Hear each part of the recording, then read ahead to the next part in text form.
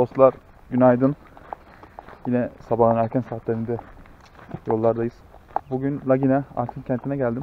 Aslında Antik Kent'ten ziyade burası tapınak alanı. Daha önceki videolarımızda da gittiğimiz Florinikia Antik Kenti vardı.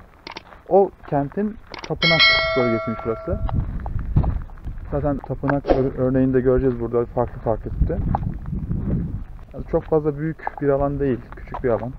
Ama gene bayağı bir etkileyici duruyor. Bu arada Florinikia videomuzu izlediğimizde de görmüş olmanız lazım. Orada yaşayan bir insan Florinikia isminin nereden geldiğini anlatmıştı. Anlattığı üzere o dönemlerde oranın kralı bir bayanla evli. Yani bayan ismi Florinikia. Onunla evliyken kralın eşi ve oğlu birbirine aşık oluyor. Ve kral eşinden boşanarak oğluyla evlenmesine izin veriyordu.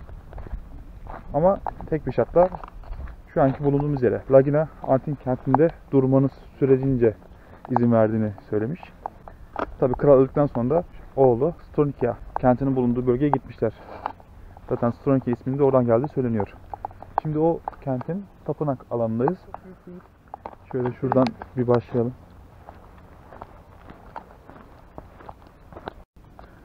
Burası Problyon ve giriş kapısının bulunduğu bölge. Taşlar yapılan incelemelerde Florinikia Antik Kent'ten geldiğini söylüyorlar.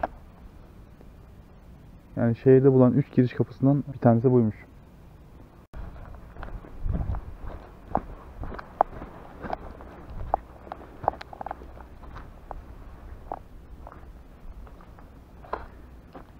Evet, şu büyüklüğe bakar mısınız?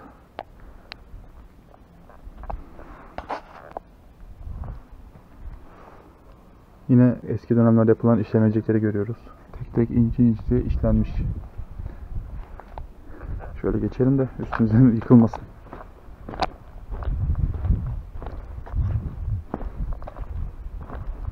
Bu antik kent bölgesinin, şu an yani Lagina bölgesinin en önemli özelliği de şudur. İşte bu alan, bu kent alanı Türkiye'nin tek başına yaptığı ilk kazı alanı. Yani yurt dışından hiçbir yardım almadan bulunan ilk yer.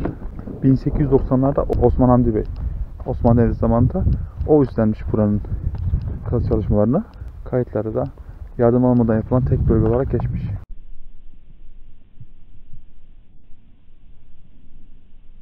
Dediğim gibi burada çok fazla yerleşim yeri yok. Sadece tapınaklar var. Florinikia'ya 11 km uzakta bir bölge.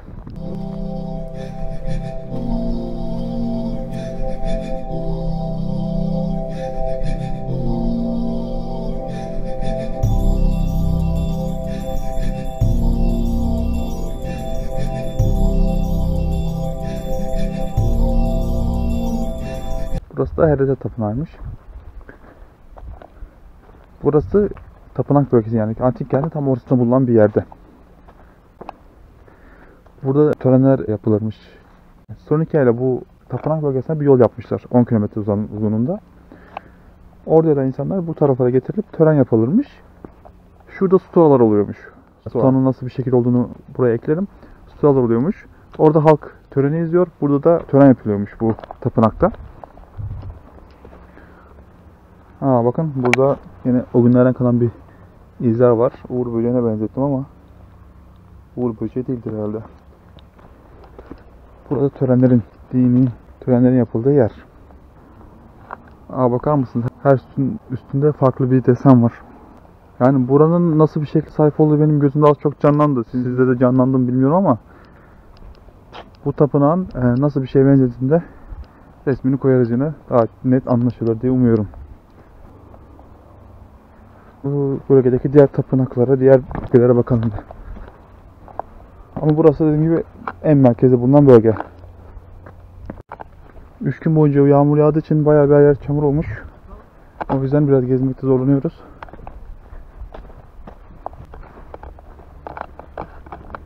Burası da kutsal alanmış. Şöyle bir yol yapmışlar, ileri doğru gidiyor. Yani şu kenarlarda büyük ihtimalle büyük sütunlar var. Zaten buranın restorasyonu bitmedi bence. Çünkü ilk bakışta anlayamıyorsunuz ne olduğunu. Bazı yerlerde yazmamışlar ne olduklarını. O yüzden anlamakta güçlük çekiyorum. Zaten şurada sütunları dizmişler ya. Normalde sütunlar böyle dizili durmuyor. Bunlar büyük ihtimalle şu yolun kenarındaydı. Şunlar sütun altları. Henüz bitirmemişler. Yapımı devam ediyor mu bilmiyorum ama devam ettiğini umuyorum. Yoksa böyle kalması hiç hoş değil yani. Bakar mısınız? İşte bunları da bir araya getirmek gerçekten çok zor. Kentin alanı burada bitiyor. Burada büyük ihtimalle işte bir kapı var burada yine. Diğer giriş kapısı da burada. Demin çekmiştik birinci giriş kapısını. Belki ikinci de burada olabilir. Burada diğer bir giriş.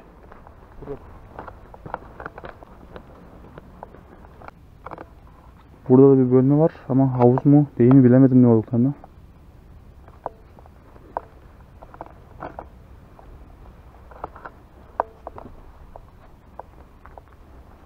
Burası büyük ihtimalle oturma düzeni var. Ayrıca burada da küçük bir meclis binası varmış. Stoniki Antik Kenti ile bağlantılı olan.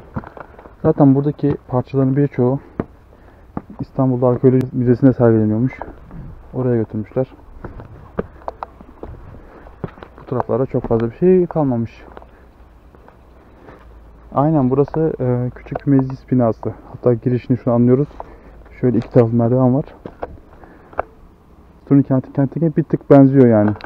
Hatta oradaki duvarlarda hatırlarsanız o günlere ait fiyatların listesi falan yazıyordu. Burada var mı ona da bakalım. Tarih öncesinden günümüze kalan yapılarda en önemli şeylerden biri bilgilendirici olması. Yani dediğim gibi burada çok fazla bilgilendirici bir şey bulamadım ben. O yüzden anlamak birazcık zor olabiliyor. O yüzden özellikle yetkililer bu şeyleri yaparken, restorasyon işini yaparken detaylı bilgiler vermeli bence.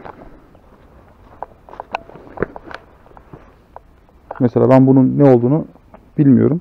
Bilmek de isterdim yani açıkçası. Tahminimce buraya artık çok fazla restorasyon çalışması yapmıyorlar. Şimdi çıkışta güvenlik vardı. Bir güvenliğe soracağım bunu. Yapıp yapmadıklarını. Evet arkadaşlar, videoyu burada bitiriyorum. Zaten dediğim gibi küçük bir alandı ve hemen bitti gezmesi. Bazı yerlerde bilgiler güzel verilmiş. Bazı yerlerde hiç bilgi yok. O yüzden aktarmakta güçlük çektim. Ama buradaki önemli tek şey bence bu alanın Türkiye'nin kendi şartlarıyla yaptığı ilk kazı alanı olması. Bence en önemli konu bu ve ayrıca diğer bir önemli konu da Stoniki Kenti ile bağlantılı olması. Zaten Stoniki Antik Kenti'ni gezdiğimizde de oranın ne kadar büyük bir alan olduğunu görmüştük. Kendilerine has ibadethane alan da yapmışlar. Bu da onların ne kadar güçlü bir devlet olduklarını gösteriyor. Bir sonraki videolarda görüşmek üzere. Kendinize iyi bakın.